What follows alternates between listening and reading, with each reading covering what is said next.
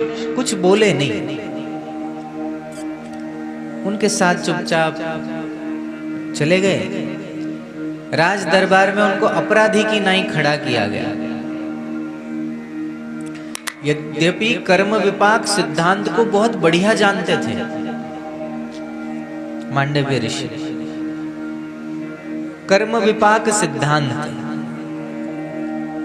माने हमारा कौन सा कर्म हमारे द्वारा हुआ और उसका हमें क्या फल मिलेगा, उस सिद्धांत को ठीक ठीक जानने वाले श्री मांडव्य ऋषि। उन्होंने देखा कोई बात नहीं, अब देखते हैं क्या है हमारे भाग्य में। मैंने तो चोरी की नहीं, लेकिन मुझे फिर भी चोर बना दिया गया, कोई बात नहीं। अपराधी की तरह खड़े रहे। वो राजा भी पता नहीं कैसा था कि एक ऋषि को देखकर समझ नहीं पाया कि ये चोर नहीं हो सकती। तुरंत राजा ने कहा कि ये इस दुष्ट ने हमारे राजकोष में चोरी की, इसको शंकु पे लटका दो। उस समय ऐसी भयंकर सजा दी जाती थी कि एक लोहे के नुकीले खंबे पर अपराधी को बिठा दिया जाता था।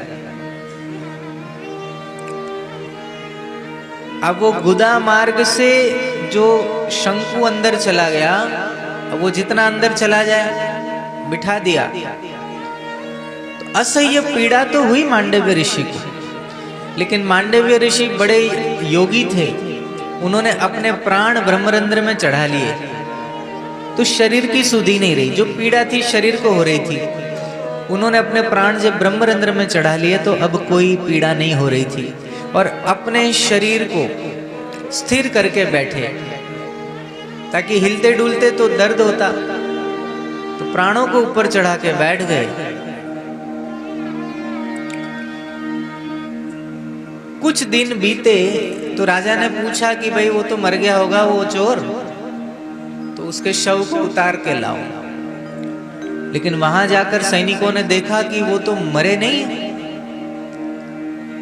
वो तो वैसे के वैसे ध्यान अवस्था में बैठे। ओ राजा को पता चला, राजा तो नंगे पांव दौड़ा भागा और मांडव्य ऋषि को सैनिकों से धीरे से उतरवाया और माफी मांगी कि हमसे गलती हो गई।